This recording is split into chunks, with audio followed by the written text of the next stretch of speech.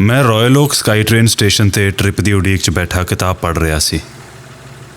ਉਦੋਂ ਹੀ ਮੇਰੇ ਕੰਨਾਂ ਨਾਲ ਇਹ ਆਵਾਜ਼ ਟਕਰਾਈ, I should have killed that fucking man। ਮੈਂ ਆਪਣੀ ਨਿਗਾਹ ਕਿਤਾਬ ਤੋਂ ਪਾਸੇ ਕਰਕੇ ਉੱਧਰ ਵੇਖਿਆ। ਦੋ ਹੱਟੇ ਕੱਟੇ ਆਦਮੀ ਉੱਚੀ ਆਵਾਜ਼ ਵਿੱਚ ਗੱਲਾਂ ਕਰਦੇ ਹੋਏ ਮੇਰੇ ਵੱਲ ਹੀ ਆ ਰਹੇ ਸਨ। ਉਹਨਾਂ ਵਿੱਚੋਂ ਇੱਕ ਗੰਜਾ ਸੀ ਤੇ ਦੂਸਰੇ ਨੇ ਠੋਡੀ ਉੱਪਰ ਦਾੜੀ ਰੱਖੀ ਹੋਈ ਸੀ। ਕੱਦ ਦੋਹਾਂ ਦੇ 6.5 ਫੁੱਟ ਤੋਂ ਉੱਪਰ ਹੋਣਗੇ। ਭਾਰੀ ਭਰਕਮ ਸਰੀਰ। ਉਹ ਹਾਲੇ ਕਾਫੀ ਵਿੱਥ 'ਤੇ ਸਨ। ਮੇਰੇ ਚਿੱਤ 'ਚ ਖਦਸ਼ਾ ਪੈਦਾ ਹੋਇਆ ਕਿ ਕਿਤੇ ਮੇਰੀ ਟੈਕਸੀ 'ਚ ਆ ਕੇ ਨਾ ਬਹਿ ਜਾਣ। ਇਹੋ ਜਿਹੀਆਂ ਸਵਾਰੀਆਂ ਤੋਂ ਤਾਂ ਡਰ ਲੱਗਦਾ ਜਿਹੜੀਆਂ ਪਹਿਲਾਂ ਹੀ ਗੁੱਸੇ ਨਾਲ ਭਰੀਆਂ ਪੀਤੀਆਂ ਹੋਣ, ਉਹ ਵੀ ਸਵੇਰ ਦੇ 5 ਵਜੇ। ਫਿਰ ਸੋਚਿਆ ਕਿ ਹੋ ਸਕਦਾ ਉਹਨਾਂ ਨੇ ਅਗਾਂਹ ਕਿਤੇ ਜਾਣਾ ਹੋਵੇ। ਮੈਂ ਫਿਰ ਅੱਖ ਬਚਾ ਕੇ ਉੱਧਰ ਵੇਖਿਆ। ਮੈਨੂੰ ਲੱਗਾ ਕਿ ਉਹ ਜ਼ਰੂਰ ਪੱਕਾ ਮੇਰੀ ਟੈਕਸੀ 'ਚ ਆ ਕੇ ਬਹਿ ਜਾਣਗੇ। ਵਿਚਾਰ ਆਇਆ ਕਿ ਉਹਨਾਂ ਦੇ ਪਹੁੰਚਣ ਤੋਂ ਪਹਿਲਾਂ ਟੈਕਸੀ ਭਜਾ ਕੇ ਲੈ ਜਾਵਾਂ, ਪਰ ਮੈਂ ਇਸ ਤਰ੍ਹਾਂ ਕਰ ਨਾ ਸਕਿਆ। 4 ਵਜੇ ਦਾ ਸਟੈਂਡ 'ਤੇ ਪਹਿਲਾ ਨੰਬਰ ਲੈ ਕੇ ਬੈਠਾ ਸੀ ਮੈਂ। ਇਸ ਸਟੈਂਡ ਦੇ ਆਸੇ-ਪਾਸਿਓਂ ਜਿਹੜਾ ਵੀ ਟ੍ਰਿਪ ਨਿਕਲਣਾ ਸੀ ਉਹ ਪਹਿਲਾਂ ਮੈਨੂੰ ਮਿਲਣਾ ਸੀ। ਜੇ ਮੈਂ ਇਹ ਸਟੈਂਡ ਛੱਡ ਕੇ ਪਾਸੇ ਹੋ ਜਾਂਦਾ ਤਾਂ ਕਿਸੇ ਹੋਰ ਟੈਕਸੀ ਨੇ ਆ ਕੇ ਇੱਥੇ ਪਹਿਲਾ ਨੰਬਰ ਲੈ ਲੈਣਾ ਸੀ।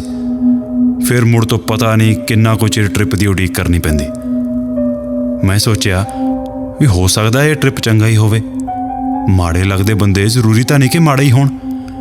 ਮੈਂ ਇਹ ਸੋਚ ਹੀ ਰਿਹਾ ਸੀ ਕਿ ਉਹ ਮੇਰੀ ਟੈਕਸੀ ਦੇ ਦੋਹੇਂ ਪਿਛਲੇ ਦਰਵਾਜ਼ੇ ਖੋਲ੍ਹ ਕੇ ਮੇਰੇ ਤੋਂ ਪੁੱਛੇ ਬਗੈਰ ਗੱਡੀ 'ਚ ਆ ਕੇ ਬਹਿ ਗਏ। ਗੰਜੇ ਨੇ ਕਿਹਾ, ਨਿਊ ਵੈਸਟ। ਮੈਂ ਟੈਕਸੀ ਨੂੰ ਤੋੜ ਕੇ ਮੀਟਰ ਚਲਾਤਾ। ਗੰਜਾ ਗਰਜਿਆ, ਓਏ ਕੀ ਗੱਲ ਹੈ? ਅਸੀਂ ਹਲੇ ਟੈਕਸੀ 'ਚ ਬੈਠੇ ਹੀ ਹਾਂ ਤੇ $1.80 ਕਿਵੇਂ ਬਣ ਗਏ ਓਏ? ਮੈਂ ਜਵਾਬ ਦਿੱਤਾ, ਇਹ ਭਾੜੇ ਸਰਕਾਰ ਵੱਲੋਂ ਸੈੱਟ ਕੀਤੇ ਹੋਏ ਆ, ਮੈਂ ਤੁਹਾਡੇ ਸਾਹਮਣੇ ਹੀ ਮੀਟਰ ਚਲਾਇਆ। ਅੱਗਿਓਂ ਗੰਜਾ ਬੋਲਿਆ, ਬਕਵਾਸ ਨਾ ਕਰ ਤੇ ਸਿੱਧਾ ਹੋ ਕੇ ਟੈਕਸੀ ਤੇਜ਼ ਚਲਾ, ਅਸੀਂ ਮੂਰਖ ਨਹੀਂ ਓਏ। ਨਾਲ ਹੀ ਉਹਦਾ ਸਾਥੀ ਗੋਟੀ ਵਾਲਾ ਬੋਲਿਆ, ਤੁਸੀਂ ਸਾਰੇ ਹੀ ਕੁੱਤੇ ਹੁੰਨੇ ਆ। ਮੈਂ ਸ਼ੀਸ਼ੇ ਰਾਹੀਂ ਪਿੱਛੇ ਵੱਲ ਨੂੰ ਦੇਖ ਕੇ ਕਿਹਾ, ਤੁਸੀਂ ਤੋਂ ਤੇਰਾ ਕੀ ਮਤਲਬ ਹੈ? ਮੇਰਾ ਅੰਦਰ ਰਿੱਝਣ ਲੱਗਾ। ਗੰਜਾ ਬੋਲਿਆ, ਉਹ ਤੁਸੀਂ ਈਸਟ ਇੰਡੀਅਨ ਓਏ, ਹੋਰ ਕੌਣ?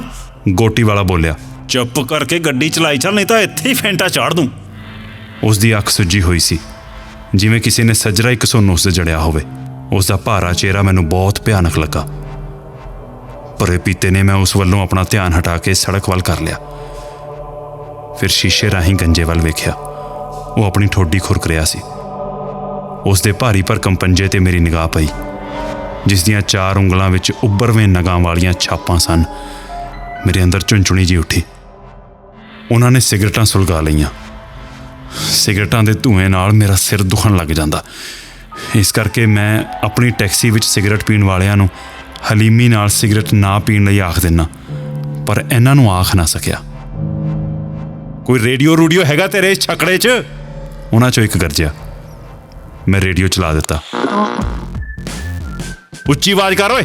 ਮੈਂ ਆਵਾਜ਼ ਉੱਚੀ ਕਰ ਦਿੱਤੀ। ਇੱਕ ਨੇ ਖੰਘਾਰ ਕੇ ਬਾਹਰ ਥੁੱਕਿਆ। ਉਹਦਾ ਅੱਧਾ ਥੁੱਕ ਸ਼ੀਸ਼ੇ ਨਾਲ ਲੱਗ ਗਿਆ। ਮੈਨੂੰ ਕਚਿਆਣ ਆਈ। ਸਿਗਰਟ ਦਾ ਧੂੰਆਂ ਹੋਰ ਹੀ ਤਰ੍ਹਾਂ ਦਾ ਸੀ, ਸਾਹ ਘੁੱਟਵਾਂ। ਰੇਡੀਓ ਦੀ ਉੱਚੀ ਆਵਾਜ਼ ਦਾ ਸ਼ੋਰ, ਸਿਗਰਟ ਦੇ ਧੂਏ ਦਾ ਸੁੰਘਟ, ਕਚਿਆਣ ਦੇ ਡਰ ਕਾਰਨ ਮੇਰਾ ਚਿੱਤ ਕਾਲਾ ਪੈਣ ਲੱਗਾ। ਕਿੰਗਸਵੇ ਤੇ ਐਡਮੰਡਸ ਤੇ ਟ੍ਰੈਫਿਕ ਦੀ ਬੱਤੀ ਲਾਲ ਸੀ। ਮੈਂ ਟੈਕਸੀ ਰੋਕਣ ਲਈ ਹੌਲੀ ਕਰ ਲਈ। ਕੱਢ ਦੇ, ਹੈ ਨਹੀਂ ਕੋਈ ਆਸੇ-ਪਾਸੇ। ਮਗਰਲੀ ਸੀਟ ਤੋਂ ਆਵਾਜ਼ ਆਈ। ਮੇਰਾ ਜੀ ਕੀਤਾ ਕਿ ਟੈਕਸੀ ਰੋਕ ਕੇ ਟੈਕਸੀ ਵਿੱਚੋਂ ਬਾਹਰ ਨਿਕਲ ਜਾਵਾਂ, ਪਰ ਬੱਤੀ ਹਰੀ ਹੋ ਗਈ ਤੇ ਮੈਂ ਟੈਕਸੀ ਦੀ ਸਪੀਡ ਵਧਾ ਦਿੱਤੀ। ਤੁਸੀਂ ਨਿਊ ਵੈਸਟ ਕਿੱਥੇ ਜਾਣਾ ਹੈ? ਮੈਂ ਡਰਦੇ ਪੁੱਛਿਆ। ਬਹੁਤੇ ਸਵਾਲ ਨਾ ਕਰ ਤੇ ਟੈਕਸੀ ਨੂੰ ਦੱਬੀ ਚੱਲ। ਮੈਨੂੰ ਪਤਾ ਤਾਂ ਹੋਣਾ ਚਾਹੀਦਾ ਕਿ ਤੁਸੀਂ ਜਾਣਾ ਕਿੱਥੇ ਆ। ਜੇ ਦੁਬਾਰਾ ਪੁੱਛਿਆ ਨਾ ਤਾਂ ਘਸੁੰਨ ਮਾਰ ਕੇ ਸਿਰ ਫੇਰ ਦੂੰ ਤੇਰਾ। ਉਸ ਦੀਆਂ ਉਂਗਲਾਂ ਵਿੱਚ ਪਈਆਂ ਛਾਪਾਂ ਯਾਦ ਕਰਕੇ ਮੈਂ ਡਰ ਨਾਲ ਕੰਬ ਗਿਆ। ਅੱਜ ਤਾਂ ਗਏ ਬਈ, ਮੇਰੇ ਚਿੱਤ 'ਚ ਆਈ। ਮੈਨੂੰ ਤਰੇੜੀ ਆ ਗਈ। ਮੈਂ ਪੈਰ ਨਾਲ ਉਹ ਐਮਰਜੈਂਸੀ ਸਵਿੱਚ ਟਟੋਲੀ ਜਿਹੜੀ ਆਮ ਤੌਰ 'ਤੇ ਬ੍ਰੇਕਾਂ ਲਾਗੇ ਲੱਗੀ ਹੁੰਦੀ ਆ, ਪਰ ਇਸ ਟੈਕਸੀ ਵਿੱਚ ਨਹੀਂ ਲੱਗੀ ਹੋਈ ਸੀ। ਟੈਕਸੀ ਦੇ ਬੱਤੀਆਂ ਦੇ ਨੇੜੇ ਪਹੁੰਚਦਿਆਂ ਉਹਨਾਂ 'ਚੋਂ ਇੱਕ ਨੇ ਕਿਹਾ, 8 ਐਵਨਿਊ ਤੋਂ ਖੱਬੇ ਓਏ। ਮੈਂ ਝੱਟ ਬੱਤੀਆਂ 'ਤੇ ਖੱਬੇ ਕੱਟ ਦਿੱਤੀ। ਸ਼ੁਕਰ ਸੀ ਕਿ ਉਹ 8 ਐਵਨਿਊ ਹੀ ਸੀ। ਮੋੜ ਕੱਟਣ ਵੇਲੇ ਮੈਨੂੰ ਨਹੀਂ ਸੀ ਪਤਾ ਕਿ ਉਸਨੇ ਇਹਨਾਂ ਬੱਤੀਆਂ ਤੋਂ ਹੀ ਮੋੜ ਕੱਟਣ ਨੂੰ ਕਿਹਾ ਸੀ ਜਾਂ ਅਗਲੀਆਂ ਤੋਂ।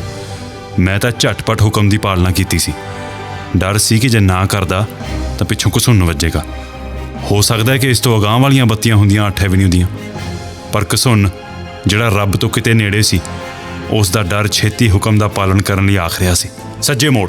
ਤੇ ਮੈਂ ਝੱਟ ਸੱਜੇ ਕੱਟ ਦਿੱਤੀ। मैं जिवें तार ते तुर रहा होवां। भोरा हुकम अदुली होई नहीं कि छापां विचले नगां ने सिर खखड़ियां कीता नहीं। हौली कर ओए, ते मैं ब्रेकां ते पैर रख दिता। रोक।